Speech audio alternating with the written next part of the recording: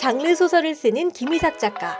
얼마 전 겨우 마감을 마치고 오늘은 잠시짬을 내 집 근처 유적지인 맹시 횡단에 나왔습니다. 여기가 어디죠?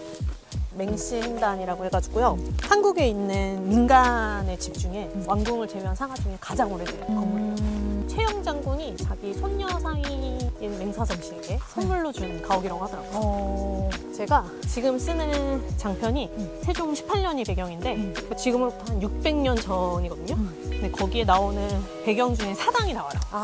그래서 이제 시기도 비슷하고 그래서 직접 가서 한번 봐야겠다 이러고 와서. 김희삭 작가는 올해 북한 이주민과 함께 삽니다라는 에세이를 출간했습니다. 소설을 쓰는 것과는 또 다른 경험이었다는데요. 그 이야기를 한번 들어볼까요?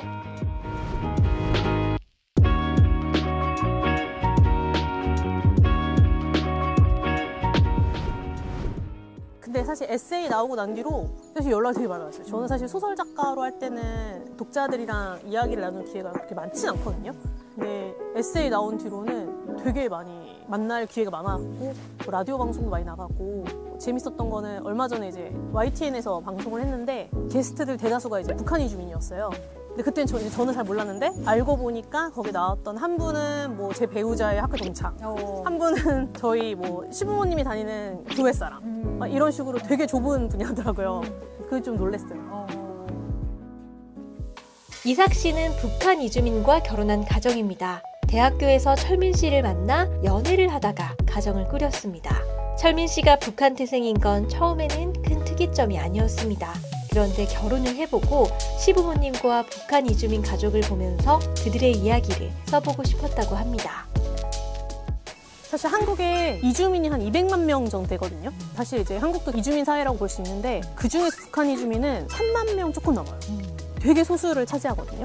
근데 한국인들 중 상당수가 사실 북한 이주민에 대해서 잘 몰라요. 이게 시의 접하기가 좀 힘들기도 하고 보통 언론 매체에서 다뤄지는 거는 북한을 비판하거나 아니면 이제 반공이랑 보통 많이 연결이 되기 때문에 아니면은 오락 프로그램에서 북한 사회를 되게 좀 시화해서 이야기하는 경우가 많거든요. 그래서 되게 극화된 면이 있기 때문에 일반 한국 시민한테도 사실 북한 이주민 이야기는 조금 생소한 감이 있거든요. 근데 사실 알고 보면 우리 옆에 다 살아가고 있는 사람들이거든요. 그래서 이번 에세이를 통해서 우리 주변에 살고 있는 북한 이주민은 어떻게 살고 있고 한국에 오고 나서 어떻게 지내고 있고 우리 옆에서 어떻게 살고 있는지 그런 얘기를 하고 싶어서 제 개인적인 이야기를 담아가지고 에세이를 쓰게 됐어요. 오늘도 이삭 씨 가족은 우당탕탕 정신이 없습니다. 전업으로 글을 쓰고 있는 이삭 씨와 일을 하고 있는 철민 씨는 초등학생 딸을 같이 돌보고 있는데요. 오늘은 인터뷰가 있다고 해서 퇴근한 남편이 딸을 데리고 왔습니다. 네, 저는 1997년도에 탈북해 가서 중국에서 생활하다가 올해 한국에서 생활한 지 20년 된 김철민이라고 합니다. 그러면 아내의 에세이를 읽어봤을 때, 처음 봤을 때 어떤 기분이었는지? 저는 되게 좋았어요. 제가 아는 사람들도 많이 썼거든요, 그런 책. 근데 대부분이 좀 그런 내용이잖아요. 좀 슬프고 좀 무겁고 그렇지 않은 이야기도 좀 나왔으면 좋겠다는 생각을 했었는데 와이프가 보면 좀 한쪽으로도 치우치지 않고 그렇게 잘 쓴 것 같아요. 그래서 저는 되게 좋았어요. 근데 저는 진짜 둘만의 이야기만 나올 줄 알았는데 그렇게 많이 나온 편은 아니더라고요. 그래갖고 좀 아쉬운 편도 있긴 했지만. 철민님이 처음에 남한에 왔을 때의 좀 상황이 궁금한데요. 몇 살 때 왔어요? 저는 18살 때 왔었어요. 사춘기 시기였거든요. 그래갖고 저는 지금도 18살 그때가 제일 길었어요. 느낌상. 제일 길었던 것 같고. 중국에서 또 7년 살았었잖아요. 그러니까 약간 정체성 같은 게 되게 애매모호했었어요. 11살 때 이제 거기서 북한에서 탈북을 했는데 중국에서 이제 거의 어린 시절을 보냈잖아요. 제가 기억하는 어린 시절을. 그래갖고 여기 와서 또 탈북민으로 또 살고 있는데 어떨 때도 내가 탈북민이 연기하고 있는 거 아닌가 약간 그런 생각도 들었어요. 실제로 기억나는 그게 오히려 중국에 그게 더 크니까 좋았던 거는 이제 숨어 다니지 않는 거. 중국에서는 어쨌든 오래 살긴 했는데 그러니까 공식적인 자리에서 대놓고 내가 무엇을 할 수 있는 게 아니었어요. 학교도 이제 가짜 신분으로 몰래 다니는 거고 이제 한국에 와서는 어쨌든 신분적으로는 이제 확보가 되는 거니까 그런 그거는 되게 좋았죠. 그래서 제가 하고 싶으면 뭐 할 수 있다 이런 거. 그리고 안 좋았던 거는 아무래도 정체성. 그러니까 고등학교 나와서 이제 대학교 준비하고 하는데 이제 그때는 언어도 약간 패치가 잘 안 돼갖고 나는 한국어를 쓴다고 생각하는데 이제 어디서 왔냐고 물어보고 그런 게 좀 그렇고 나중에 사회생활 대학교 졸업하면서는 이제 병력 문제. 한국은 이제 남자면 군대 그거 쓰잖아요. 면제 사유로 써야 되는데 저희는 면제 사유가 애매해요. 그래갖고 어쩔 수 없이 이제 북한이 털좀이라 쓰는 경우도 있고 그런 거 좀 있었던 것 같아요. 지금은 어느 정도 정체성에 대한 고민도 좀 뭔가 해결이 됐거나 지금은 더 편안한 마음이시고. 애가 태어나고 되게 많이 바뀌었던 것 같아요. 예전에는 그런 생각을 했었어요.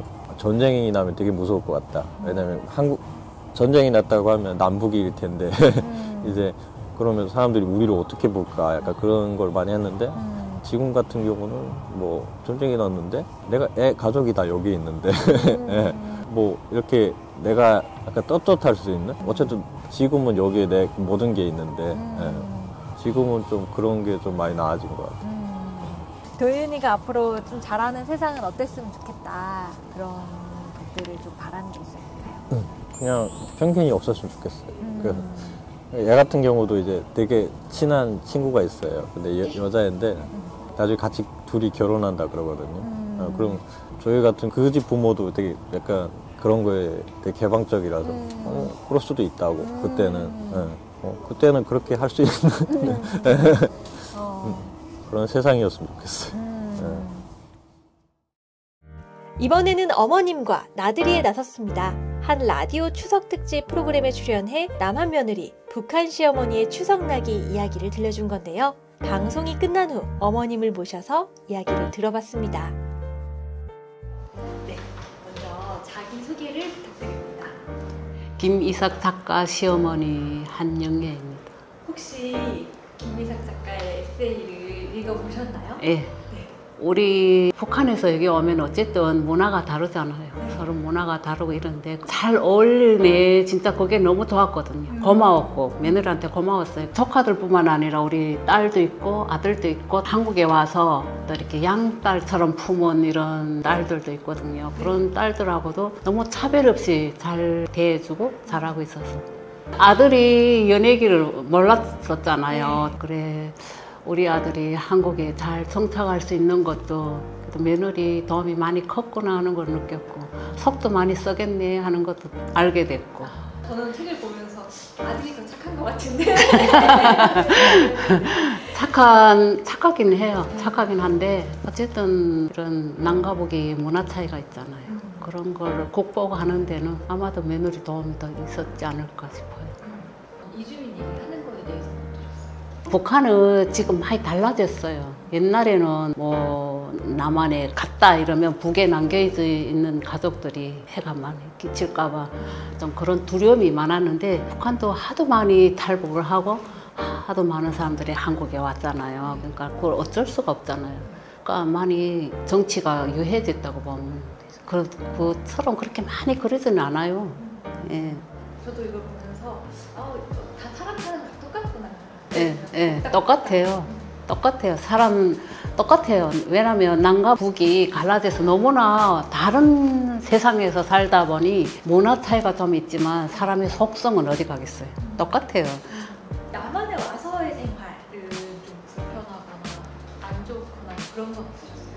저는 별로 그걸 못 느끼고 살았어요. 말투가 다르잖아요. 근데 말투가 달라가지고 지금도 어디 가서 얘기하면 뭐 교포예요? 막 이렇게 물어보거든요. 근데 그 말투 때문에 이게 악센스가 세니까 어디가 말하면 저 뭐 어디서 들은 목소리 높은 무식한 여자야 막 이런 소리 들을까봐 그게 조금 조심스러웠지. 뭐 일하거나 이런 데서 북한에서 왔다 막 이거 속이고 싶지도 않았고 왜냐면 내가 와보니까 자기가 할 수 있는 일 자기가 있는 자리에서 그냥 최선을 다하면 그게 상관이 없더라고요. 자본주의 사회가 그렇더라고요. 예. 앞으로 며느리에게 바라는 건 지금처럼 지금 너무 잘 살고 있거든요. 그래서 우리 지금 바람은 그냥 자식들이 잘 되는 거 보고 지금 살잖아요. 조금 소식이 없으면 얘들이 싸우지 않았나? 막 이런 걱정, 근심이 있잖아요. 근데 너무나 재밌게 살고 애도 너무나 잘 키우고 있고 그러고 해서 말하는 건 지금처럼만 살았으면 좋겠어요. 아프지 말고 그냥. 예. 소수자의 반대말은 다수자가 아니거든요. 정상성을 가지고 있는 사람이에요. 근데 이제 정상이라고 하는 거는 어떠한 사회냐에 따라 아니면 어느 시기, 어디인가에 따라서 매번 바뀌잖아요. 그러니까 나는 똑같은 사람인데 A에 있을 때는 괜찮았다가 B로 가면은 소수자가 될 수도 있는 거고 아니면 A 내에서도 어제는 아니었는데 오늘은 또 소수자가 될 수 있고 근데 이제 그런 지점이 사실은 오히려 더 우리 자신에 대해서 많은 걸 생각하게 해준다 생각하거든요.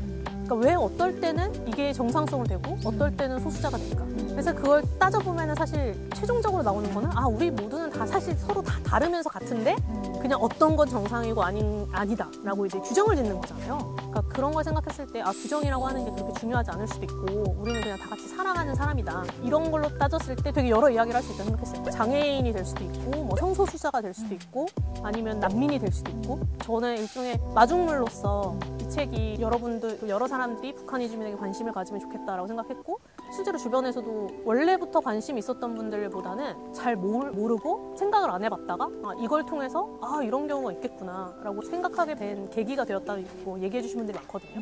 그런 건 좀 뿌듯했어요. 철민님에게 한마디.